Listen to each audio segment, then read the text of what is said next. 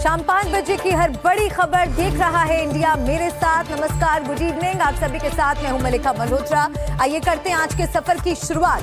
दिल्ली में पिछले साल 10 नवंबर को एक धमाका हुआ था। इसमें लखनऊ की डॉक्टर शाहीन समेत कश्मीर के कुछ डॉक्टर्स का नाम आया। दिसंबर के अंत में लखनऊ के किंग जॉर्जेस मेडिकल कॉलेज यानी केजीएमयू में धर्मांतरण का एक मामला सामने आया, जिसमें एक डॉक्टर का नाम आया। लेकिन जांच जैसे जैसे आगे बढ़ रही है तो धर्मांतरण वाले डॉक्टर रमीज का दिल्ली धमाके वाली डॉक्टर शाहीन से कनेक्शन भी सामने आता दिख रहा है।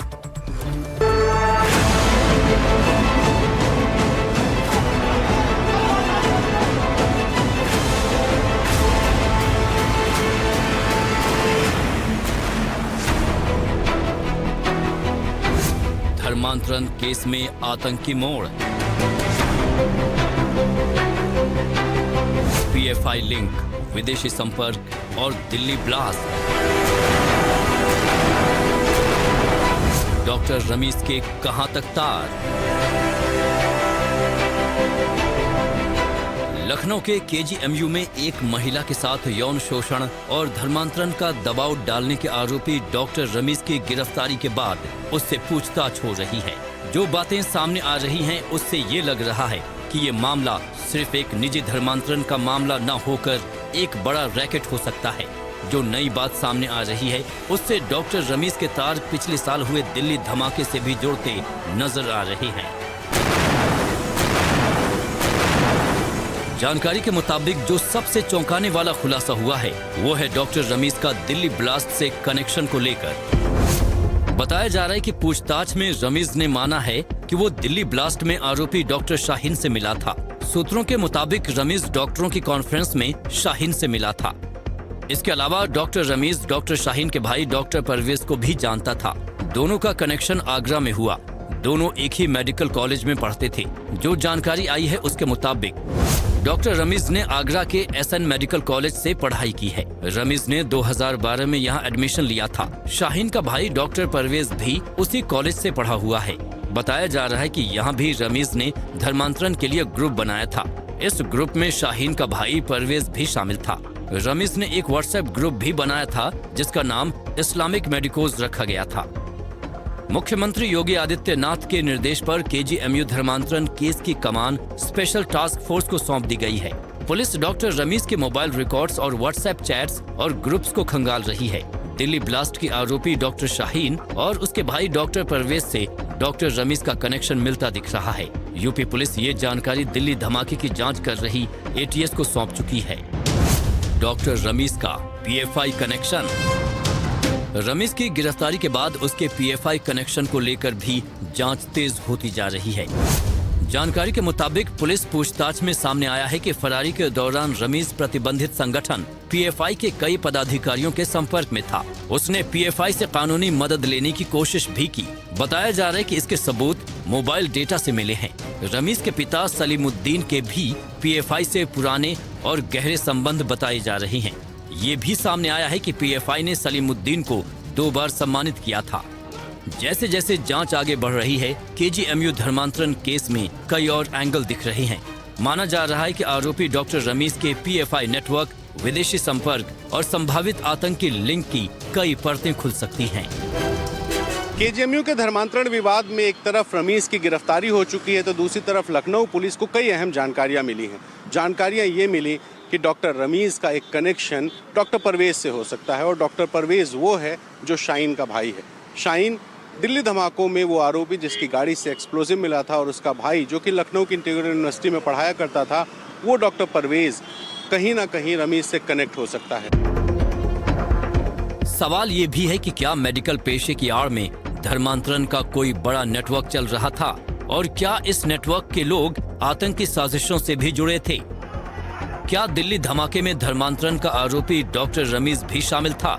और अगर ये पूरा नेटवर्क है तो इसका सरगना कौन है? लखनऊ से रणवीर सिंह के साथ ब्यूरो रिपोर्ट, एनडीटीवी इंडिया।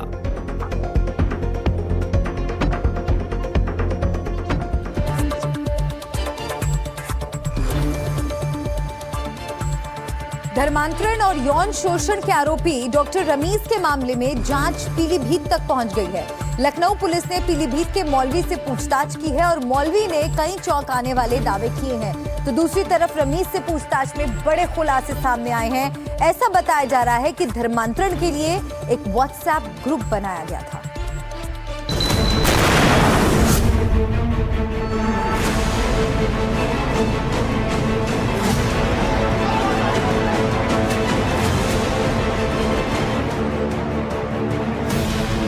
धर्मांतरण और यौन शोषण।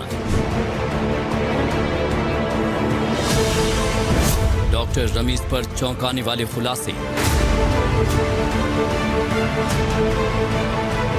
मौलवी ने किए बड़े खुलासे।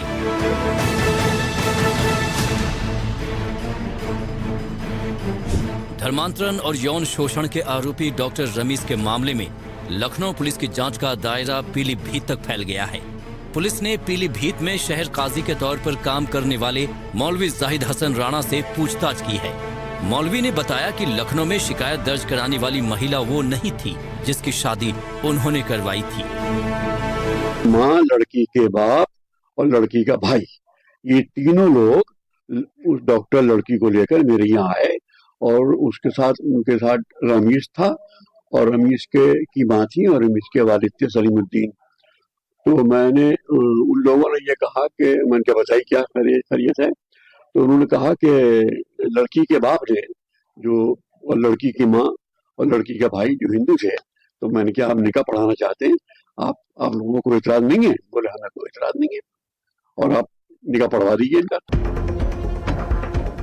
मौलाना जाहिद हसन ने दावा किया कि उन्होंने पिछले साल मार्च में अपने घर पर डॉक्टर रमीज और एक हिंदू युवती का निकाह करवाया था। युवती के माता पिता और भाई की मौजूदगी में ही ये निकाह हुआ था। मौलवी ने बताया कि कोई धर्म परिवर्तन नहीं हुआ और निकाहनामा में युवती का मूल हिंदू नाम दर्ज था। मौलवी ने ये भी दावा किया कि जिस युवती की शादी करवाई थी वो अभी भी रमीज के साथ रहती है और उसने कोई शिकायत दर्ज नहीं कराई है।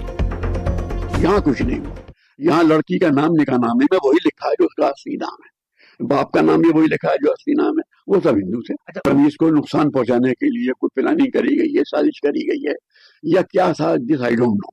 मुझे इसके बारे में कोई डिटेल नहीं मालूम क्योंकि मेरा कोई तौलियत ही नहीं है, कॉन्टेक्ट ही नहीं है मेरा। पीलीभीत में डॉक्टर रमीज का पैतृक घर है और पता चला कि पिछले साल डॉक्टर रमीज ने एक निकाह किया था एक हिंदू युवती से। वो हिंदू युवती कौन है, क्या उसे भी धर्मांतरण के जाल में फंसाया गया और क्या कई और ऐसी महिलाएं या युवतियां हो सकती हैं जिनको धर्मांतरित करा करके मुस्लिम बनाने का खेल चल रहा था। कई ऐसे सवाल हैं और इन सवालों को ढूंढने का, इनको तलाशने का जो काम है वो यूपी पुलिस तो कर ही रही है। लेकिन इस बीच में केजीएमयू का जो विवाद बार बार निकल करके सामने आ रहा था, इसके बाद मुख्यमंत्री योगी आदित्यनाथ ने इस मामले की जाँच STF को सौंप दी है। डॉक्टर रमीज पीलीभीत के न्यूरिया हुसैनपुर कस्बे का रहने वाला है और उसके परिजन काफी समय से उत्तराखंड के खटीमा में रह रहे हैं। इसके अलावा डॉक्टर की गिरफ्तारी के बाद पूछताछ में और भी कई खुलासे सामने आए हैं। डॉक्टर रमीज और दिल्ली बम धमाके में पकड़े गए डॉक्टर परवेज अंसारी मिलकर धर्मांतरण का रैकेट चला रही थी और ये मामला आगरा के SN मेडिकल कॉलेज से भी जुड़ा हुआ है। जांच में पता चला है कि दोनों ने आगरा के SN मेडिकल कॉलेज की छात्राओं को धर्मांतरण में फंसाने के लिए एक व्हाट्सएप ग्रुप बनाया था जिसका नाम इस्लामिक मेडिकोज रखा था। साल 2012 में रमीज ने आगरा के SN मेडिकल कॉलेज में MBBS में एडमिशन लिया था, तो वहीं दिल्ली धमाके के आरोपी परवेज अंसारी ने भी 2012 में MD मेडिसिन में एडमिशन लिया था। रमीज और परवेज दोनों SN मेडिकल कॉलेज के बॉयज हॉस्टल में रहते थे। रमीज और परवेज ने SN मेडिकल कॉलेज की छात्राओं को फंसाकर उनका धर्मांतरण कराने के लिए व्हाट्सएप ग्रुप बनाया था। इसमें कई मौलानाओं को भी जोड़ा गया था। यही नहीं, मेडिकल कॉलेज के कमरों में छात्र बैठक करते थे। डॉक्टर रमीज ने धर्मांतरण के लिए बैच की टॉपर छात्रा को अपने जाल में फंसाया था। दूसरी तरफ KGMU की सोनिया नित्यानंद कुलपति ने इस मामले में की गई कार्रवाई की जानकारी उत्तर प्रदेश के मुख्यमंत्री योगी आदित्यनाथ को दी थी। इसी मैडम के इस आश्वासन के बाद कि वो आज सरकार के उच्चतम स्तर पर से बात करेंगी और FIR कराने का प्रयास करेंगी, तो उसको एक दिन के लिए स्थगित कर दिया गया है। अब कल सवेरे हम लोग 9 बजे मीटिंग करेंगे, अगर तब तक नहीं होगी तो फिर OPD का कार्य बहिष्कार करेंगे। KGMU के डॉक्टर से जुड़ा ये पूरा मामला क्या है, ये भी आपको बताते हैं। डॉक्टर रमीजुद्दीन नाइक को 10 जनवरी को एक महिला डॉक्टर की शिकायत के बाद गिरफ्तार किया गया था। जिसने उस पर अपनी शादीशुदा स्थिति छिपाने, शादी का वादा करके उसका यौन शोषण करने, उसे गर्भपात कराने के लिए मजबूर करने, उसे धमकी देने और धर्म परिवर्तन के लिए दबाव डालने का आरोप लगाया था। एसटीएफ केजेएमयू के तमाम विवादों के बीच में उस विवाद को भी तलाशने की कोशिश करेगी जिसमें डॉक्टर रमीज के धर्मांतरण नेक्सस से जुड़े होने की बात कही जा रही है। लखनऊ से कैमरा पर्सन विनीत वर्मा के साथ रणवीर, एनडीटीवी इंडिया। और आइए बात करते हैं यूपी के वाराणसी की, जहां लगातार बुलडोजर एक्शन हो रहा है। यहाँ के कुछ इलाकों में अतिक्रमण, तंग गलियां और खचाखच भरे रास्ते लोगों के सामने बड़ी समस्या बने हुए हैं, जिनसे निजात दिलाने के लिए आज भी दाल मंडी और मणिकर्णिका घाट के पास बुलडोजर पहुंचा। ये कार्रवाई पिछले कुछ दिनों से चल रही है। वाराणसी विकास प्राधिकरण द्वारा स्पष्टीकरण आदेश पारित है, स्पष्टीकरण की कार्रवाई कराई जाएगी।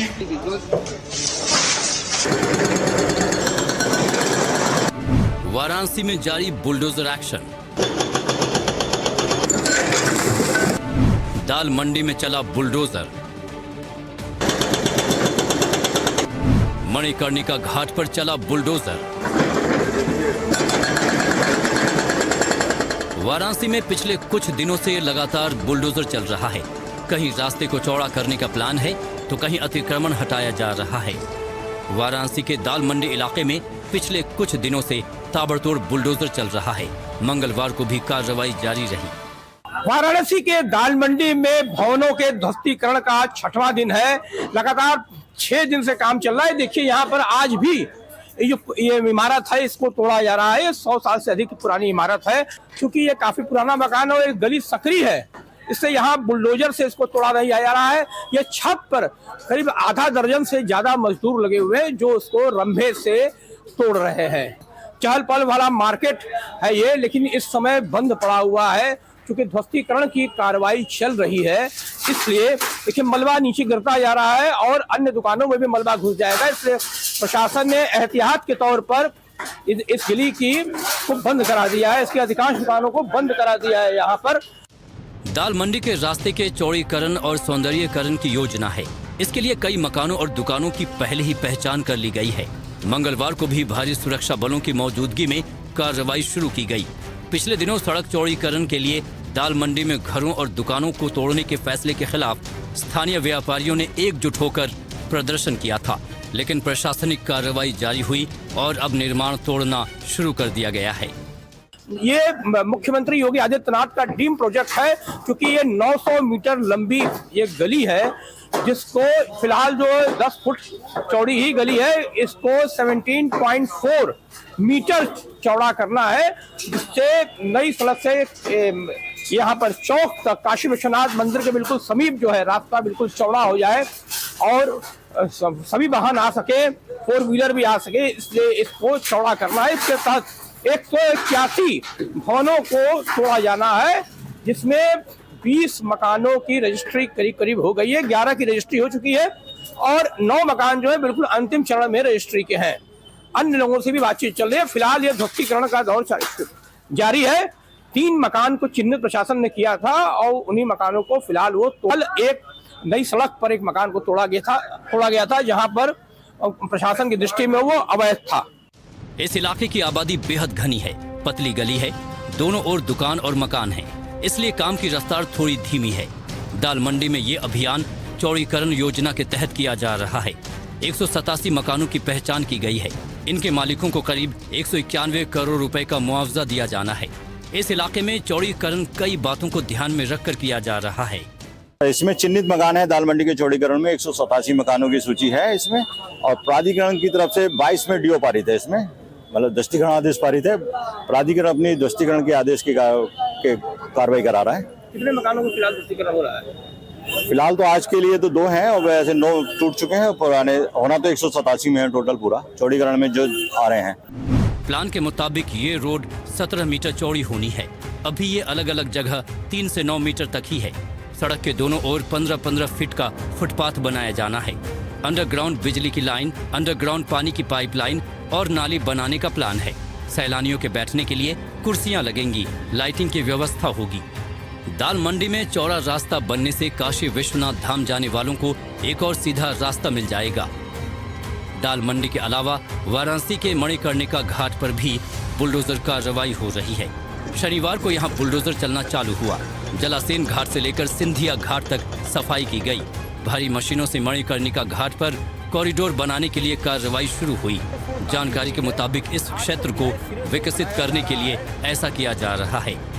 वाराणसी में पीयूष आचार्य के साथ bureau report, NDTV India.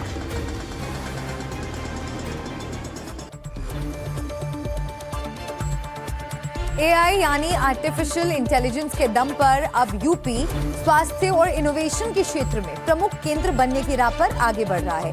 CM योगी ने यूपी में एआई मिशन लागू करने का ऐलान किया है। तकनीक का इस्तेमाल अपराध की रोकथाम के लिए भी होगा। यूपी में मिशन बनेगा एआई।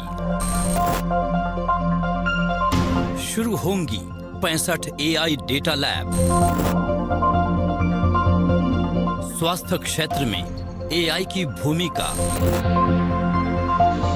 अपराधियों पर एआई से निगरानी। योगी आदित्यनाथ जी आपसे कि कृपया हम सबका मार्गदर्शन करें, हम सबको संबोधित करें। जब सीएम योगी ने एआई एंड हेल्थ इनोवेशन का उद्घाटन किया तो बताया कि एआई मिशन से 3 सालों में 2000 करोड़ के कार्यक्रम लागू होंगे। स्वास्थ्य सेवाओं में इसकी अहम भूमिका होगी। सीएम योगी ने कहा कि आर्टिफिशियल इंटेलिजेंस आज शासन को रिएक्टिव से प्रोएक्टिव बनाने का सशक्त माध्यम बन रही है। उन्होंने कहा कि तकनीक जब संवेदना से जुड़ती है, नीति जब नवाचार से संचालित होती है और शासन जब विश्वास पर आधारित होता है, तभी विकास समावेशी बनता है और भविष्य सुरक्षित होता है। मेरा मानना है कि एआई का इस्तेमाल आज हमारे लिए यह रिएक्टिव से बजाय प्रोएक्टिव अप्रोच में यह अत्यंत महत्वपूर्ण भूमिका का निर्वहन कर सकता है और उस दिशा में सरकार के द्वारा अभी से स्वास्थ्य सेवाओं को केवल दक्षता नहीं बल्कि उसका पूर्वानुमान होना, उसके पैटर्न की पहचान करना, सेवा के विस्तार की दिशा में एक सशक्त माध्यम भी उसको बनाना है। सीएम योगी ने यह भी कहा कि सार्वजनिक वितरण प्रणाली में 80,000 दुकानों पर ई पास मशीनें लगाई गई। साल 2017 से पहले बनाए गए 30 लाख फर्जी राशन कार्ड हटाए गए, जिससे लाभार्थियों तक योजना का लाभ पहुंचा। आज सार्वजनिक राशन वितरण प्रणाली में शिकायतें बहुत कम हो गई हैं। लर्निंग हेल्थ सिस्टम की ओर आज हम निरंतर सीखने वाली प्रणाली आज एआई बन गई है। कुछ दिनों पहले ही उत्तर प्रदेश में क्राइम पर शिकंजा कसने के लिए सीएम योगी आदित्यनाथ ने एआई बिग डेटा से लैस यक्ष ऐप लॉन्च किया था। संदेश साफ था कि अब हर अपराधी की डिजिटल तरीके से निगरानी होगी।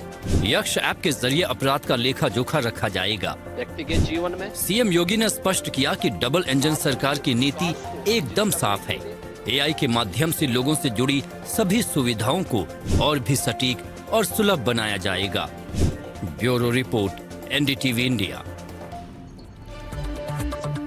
और मुख्यमंत्री योगी आदित्यनाथ से जुड़ी बड़ी खबर, उनका एक बड़ा बयान सामने आया है। छोटे छोटे बच्चों को मोबाइल पकड़ाना अपराध है। गोरखपुर महोत्सव में बोले योगी आदित्यनाथ, लोग छोटे बच्चों को स्मार्टफोन पकड़ा देते हैं, मत करिए, ये अपराध है। ये स्मार्टफोन से डिप्रेशन का शिकार हो जाएगा बच्चा। बच्चों में लिखने पढ़ने की आदत डालिए। तो गोरखपुर महोत्सव में मुख्यमंत्री योगी आदित्यनाथ ने इस बात पर चिंता जाहिर की कि कुछ पेरेंट्स अपने बच्चों को स्मार्टफोन्स पकड़ा देते हैं। बच्चों में लिखने पढ़ने की आदत डालिए। मैं देखता हूं छोटे छोटे बच्चों को भी, दूध मुहे बच्चों को भी स्मार्टफोन लोग पकड़ा देते हैं। ये अपराध कर रहे हैं आप। ये अपराध मत करिए, मत पकड़ाइए बच्चों को स्मार्टफोन। उसको लिखने पढ़ने की आदत डलवाइए, सिखाइए उसको थोड़ा। स्मार्टफोन पकड़ लेगा तो फिर उसके बाद वो जिद्दी हो जाएगा, डिप्रेशन का शिकार हो जाएगा। एक समय आप धोखे में स्वयं हो जाएंगे।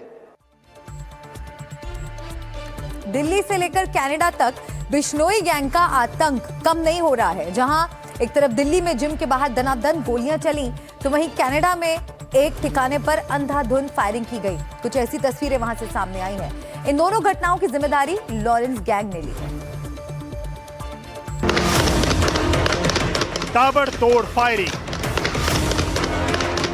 दनादन चली गोलियां, दिल्ली से कनाडा तक लॉरेंस गैंग की दहशत।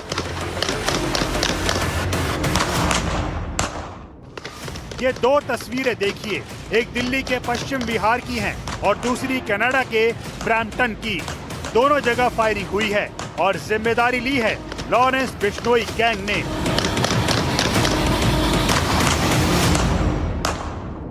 पहले आपको दिल्ली में हुई फायरिंग के बारे में बताते हैं। पश्चिम बिहार इलाके में social media influencer Rohit Khatri के जिम के बाहर फायरिंग की घटना से सनसनी फैल गई। बाइक सवार दो अज्ञात बदमाशों ने हवा में 2 राउंड फायर किए और मौके से फरार हो गए। घटना के समय जिम बंद था, इसीलिए गनीमत रही कि इस घटना में कोई घायल नहीं हुआ। फायरिंग की आवाज सुनते ही आसपास के इलाकों में अफरा तफरी मच गई। सूचना मिलते ही पुलिस की टीम मौके पर पहुंची और घटनास्थल का निरीक्षण किया। कि वही जिम है आरके फिटनेस जो रोहित खत्री नाम के व्यक्ति से जुड़ा बताया जा रहा है। आई विटनेस के मुताबिक बाइक पर सवार 2 बदमाश जिम के बाहर रुके और अचानक से फायरिंग कर मौके से फरार हो गए। सूचना मिलने के बाद पुलिस अधिकारी मौके पर पहुंच गए और इलाके को घेरकर जांच शुरू कर दी गई है। पुलिस को घटनास्थल से कई खाली खोखे बरामद जो है वो मिले हैं। आसपास लगे सीसीटीवी कैमरों की फुटेज खंगाली जा रही है ताकि हमलावरों की पहचान की जा सके। इसी बीच सोशल मीडिया पर एक पोस्ट वायरल हो रहा है जिसमें लॉरेंस बिश्नोई गैंग ने इस हमले की जिम्मेदारी लेने का दावा किया है। आप देख सकते हैं किस तरीके से शीशे में जिस तरीके से गोलियां लगी है उसके बाद से शीशा किस तरीके से टूटा हुआ नजर आ रहा है। यहाँ पर दिल्ली पुलिस पहुंची थी, मौके पर पूरी तरीके से जो एविडेंस कलेक्शन का काम है वो किया गया, जिसके बाद से पुलिस यहाँ से निकली और सोशल मीडिया पोस्ट की भी जांच जो है वो की जा रही है।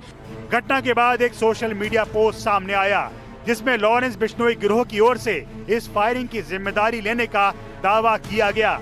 वायरल पोस्ट में खुद को रणदीप मलिक और अनिल पंडित बताने वाले लोगों ने कहा कि जिम संचालक रोहित खत्री से संपर्क करने की कोशिश की गई थी, लेकिन फोन नहीं उठाने पर फायरिंग की गई। पोस्ट में खुलेआम धमकी देते हुए कहा गया है कि अगली बार फोन नहीं उठाया तो जान से मार दिया जाएगा। दहशत की ये गूंज कनाडा में भी अपने पैर पसार रही है। लॉरेंस गैंग ने कनाडा में भी फिर से फायरिंग करवाई है। इस फायरिंग का वीडियो भी सामने आया है। जसवीर ढेसी नाम के शख्स के घर फायरिंग कराने का दावा किया गया है।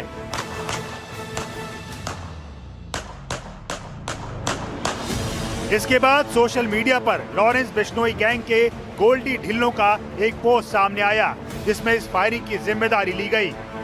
इससे पहले भी लॉरेंस गैंग ने कनाडा में कई बड़ी जगहों पर फायरिंग की है। गैंग अपनी मौजूदगी और ताकत दिखाने के लिए लगातार ऐसी वारदातों को अंजाम दे रहा है। गोल्डी ढिल्लो वही गैंगस्टर है जिसने इससे पहले कॉमेडियन कपिल शर्मा के कैफे पर हुई फायरिंग की जिम्मेदारी भी ली थी। कनाडा की पुलिस और खुफिया एजेंसियों ने मामले की जांच तेज कर दी है और वीडियो के आधार पर हमलावरों की पहचान करने की कोशिश की जा रही है। Bureau report, NDTV India.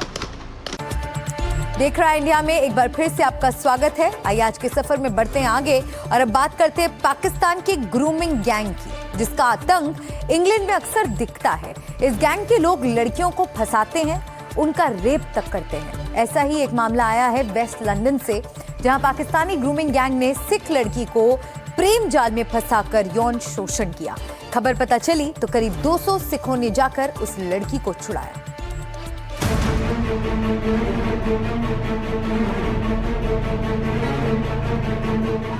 ये हंगामा इंग्लैंड में हो रहा है। दुनिया के सबसे शानदार शहरों में एक लंदन में इस घटना के बाद बवाल मच गया। करीब 200 सिखों का जमावड़ा लगा।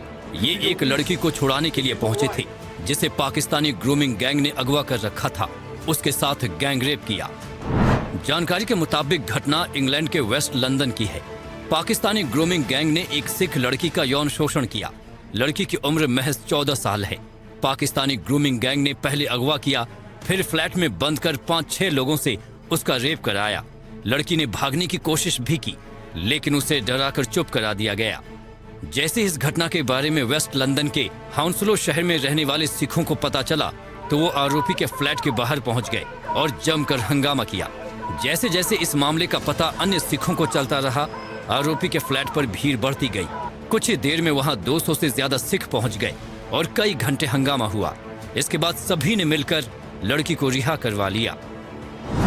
बताया जाता है कि यूके में पाकिस्तानी ग्रूमर गैंग सक्रिय है, जो कि लड़कियों को अगवा करके ले जाते हैं और फिर पूरा गैंग मिलकर उनके साथ रेप करता है।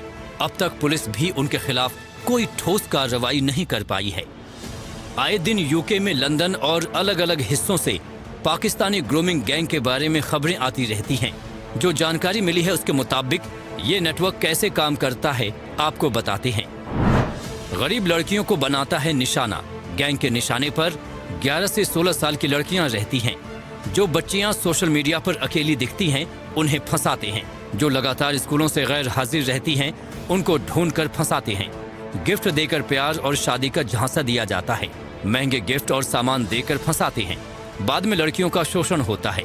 ब्लैकमेल और डराकर अपने पास रखते हैं। लड़कियों को परिवार और दोस्तों से दूर करते हैं। जान से मारने की धमकी दी जाती है। ये भी सामने आ रहा है कि लड़कियों को अलग अलग जगह भेजा जाता है। इस तरह के कई गैंग लंदन में एक्टिव बताए जाते हैं। यूके में पाकिस्तानी ग्रूमिंग गैंग का मुद्दा लगातार सुर्खियों में रहा है। यॉर्कशायर के रॉदरहैम शहर ने साल 1997 से 2013 के बीच ब्रिटेन के सबसे गंभीर बाल यौन शोषण के मामले का सामना किया था। एक स्वतंत्र जांच में पाया गया था कि रॉदरहैम में 1997 से 2013 के बीच कम से कम 1400 नाबालिग बच्चियां यौन शोषण की शिकार बनी थीं। इसमें अधिकांश लड़कियों को एक संगठित गैंग के जरिए बहला फुसलाकर शिकार बनाया गया और उनकी तस्करी कर दी गई थी।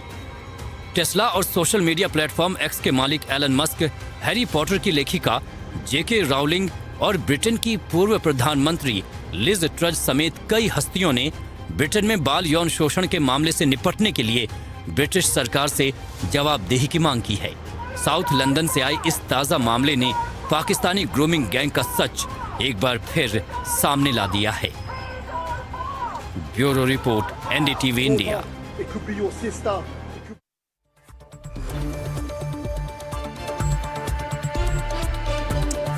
और अब एक बड़ा सवाल, क्या ईरान पर अमेरिका हमला करने वाला है? ये सवाल पिछले कुछ दिनों से दुनिया को परेशान कर रहा है, क्योंकि अमेरिकी राष्ट्रपति ट्रंप लगातार ऐसे संकेत दे रहे हैं कि अमेरिकी जल्द ही कोई बड़ी कार्रवाई कर सकते हैं। वहीं ईरान में प्रदर्शन और बवाल बढ़ता जा रहा है। सवाल ये भी कि क्या ईरान गृहयुद्ध की ओर बढ़ रहा है?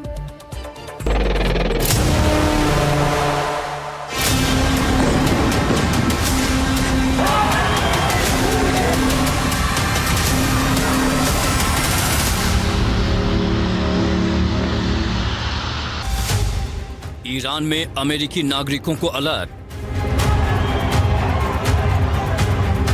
ईरान से व्यापार तो ट्रंप लगा देंगे टैरिफ। ईरान में प्रदर्शनों के बीच अमेरिका और ईरान का तनाव चरम पर पहुंच गया है। दोनों ही देश एक दूसरे को लगातार धमकियां दे रहे हैं। आशंका बढ़ती ही जा रही है कि दोनों देश किसी भी पल युद्ध का ऐलान कर सकते हैं। अमेरिकी राष्ट्रपति ट्रंप के हर नए बयान और फैसले से इसकी संभावना बढ़ती जा रही है। ट्रंप ईरान को धमकियां दे रहे हैं। अब उनके निशाने पर वो देश भी आ गए हैं जो ईरान के साथ व्यापार कर रहे हैं। ट्रंप ने ईरान के साथ व्यापार करने वाले देशों पर 25% टैरिफ लगाने का ऐलान किया है। ट्रंप ने कहा है कि अमेरिका उन देशों पर टैरिफ बढ़ाएगा जो ईरान के साथ व्यापार कर रहे हैं। ट्रंप ने सोमवार को ट्रूथ सोशल प्लेटफॉर्म पर लिखा कि अमेरिका का 25% टैरिफ ईरान के साथ व्यापार करने वालों पर तुरंत प्रभावी होगा। बढ़ती तनातनी के बीच अमेरिका अपने नागरिकों को ईरान छोड़ने की सलाह दे रहा है। ईरान में अमेरिकी वर्चुअल दूतावास की ओर से जारी सलाह में अमेरिकी नागरिकों को तुरंत ईरान छोड़ने को कहा गया है। इसमें ईरान में बढ़ते प्रदर्शन का जिक्र किया गया है। सार्वजनिक परिवहन बाधित होने की बात कही गई है। अमेरिकी नागरिकों को सलाह दी गई है कि इंटरनेट की लगातार रुकावटों के लिए तैयार रहना चाहिए। आर्मेनिया या तुर्की के लिए सड़क मार्ग से ईरान छोड़ने पर विचार करना चाहिए।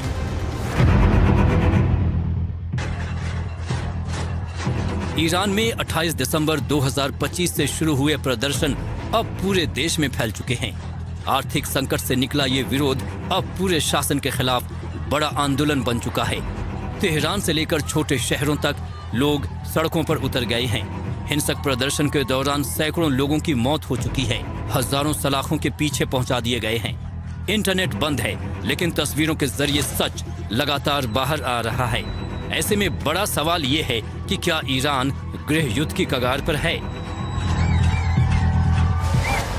ईरान में विकराल रूप ले रहे इस प्रदर्शन की शुरुआत तेहरान के ग्रैंड बाजार से हुई, जहां दुकानदारों ने रियाल की रिकॉर्ड गिरावट और 40 से 50% महंगाई के खिलाफ हड़ताल की। जल्द ही ये हड़ताल सरकार विरोधी प्रदर्शन में बदल गई। सड़कों पर मौत हो तानाशाह को, न गाजा न लेबनान, मेरी जान ईरान के लिए जैसे नारे गूंजने लगे।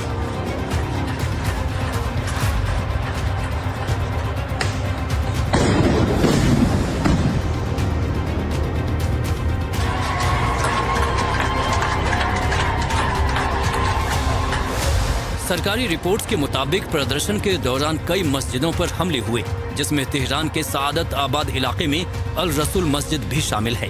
प्रदर्शनकारियों ने इस मस्जिद को आग के हवाले कर दिया। इसके अलावा सरकारी इमारतों, पुलिस स्टेशनों और बैंकों को भी निशाना बनाया गया।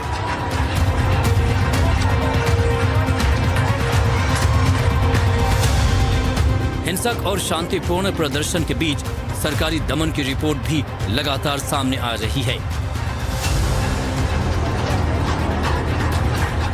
सुरक्षा बलों की लाइव फायरिंग, पैलेट गन्स और आंसू गैस के इस्तेमाल की तस्वीरें विचलित करने वाली हैं। अस्पतालों के बाहर लाशों के ढेर लगे हैं। Human rights activist news agency के मुताबिक ईरान में करीब 600 लोगों की मौत हो चुकी है, जिसमें 50 सुरक्षाकर्मी और कुछ बच्चे भी शामिल हैं। करीब 11,000 लोगों को गिरफ्तार किया जा चुका है। राष्ट्रपति मसूद पेज़ेश्कियान ने शुरुआत में प्रदर्शनों को लोगों का हक बताया और उनकी चिंताओं को दूर करने का वादा किया। उन्होंने कहा, प्रदर्शन आपका अधिकार है, लेकिन हिंसा से दूर रहें। लेकिन बढ़ते प्रदर्शन के साथ उनकी लाइन भी सख्त हो गई। ईरान में हिंसा के तांडव के लिए उन्होंने सीधे तौर पर विदेशी आतंकी तत्वों पर आरोप लगाया। विदेश मंत्री अब्बास अराघची ने इसे आतंकी युद्ध करार दिया। उन्होंने दावा किया कि ऑडियो रिकॉर्ड्स हैं जिसमें आतंकियों को नागरिकों और सुरक्षा बलों पर गोली चलाने के आदेश देते हुए सुना जा सकता है। उन्होंने भी इसके लिए मोसाद और अमेरिका को जिम्मेदार ठहराया। ईरान के सुप्रीम लीडर खामनेई ने भी प्रदर्शनकारियों को उपद्रवी कहा और सख्त कार्रवाई की चेतावनी दी। आर्थिक संकट, रियाल की गिरावट, बिजली पानी की कटौती, भ्रष्टाचार, ये सारे मुद्दे ईरान में उबाल पर हैं। ऐसे में बड़ा सवाल ये है कि क्या ये आंदोलन शासन को हिला देगा या दमन से दबा दिया जाएगा। सवाल ये भी कि क्या इन सब के बीच अमेरिका और ईरान में जंग की शुरुआत हो जाएगी। Bureau report, NDTV India. और इस वक्त की एक बड़ी खबर आपको बता दें, चमोली की ऊंची चोटियों पर आग का तांडव। फूलों की घाटी के बफर जोन क्षेत्र में आग की खबर मिल रही है। 3,500 मीटर की ऊंचाई पर 4 दिनों से यह आग धधक रही है। आग पर काबू पाने में वन विभाग की टीम अब तक नाकाम रही है। कड़ाके की ठंड के कारण टीम को पीछे हटना पड़ा। अब हेलीकॉप्टर से आग पर काबू पाने की योजना बन रही है। जल्द ही जंगल की आग बुझाने में सेना भी जुट जाएगी।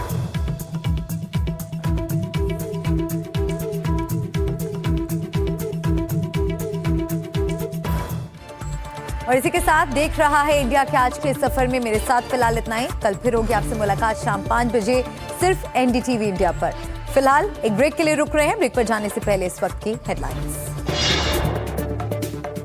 महाराष्ट्र निकाय चुनाव के लिए थम गया प्रचार। आज आखिरी दिन सभी दलों ने झोंकी पूरी ताकत। पुणे में मुख्यमंत्री फडणवीस ने निकाली बाइक रैली। आतंक के खिलाफ जम्मू कश्मीर सरकार की बड़ी चोट। आतंकियों से सांठगांठ करने वाले 5 सरकारी कर्मचारी नौकरी से निकाले गए कर्मचारियों में एक शिक्षक भी शामिल। आवारा कुत्तों पर सुप्रीम कोर्ट की खरी। कहा, कुत्तों के काटने से बच्चों या बुजुर्गों की मौत या चोट होती है तो राज्य सरकार पर भारी मुआवजा लगाएंगे। कुत्तों को खाना खिलाने वालों की भी तय होगी जवाबदेही। मकर संक्रांति पर बिहार के उप मुख्यमंत्री विजय सिन्हा के दही चूड़ा भोज में पहुंचे तेज प्रताप यादव। रामकृपाल यादव समेत कई नेताओं ने एनडीए में शामिल होने का ऑफर देकर सियासी पारा चढ़ाया।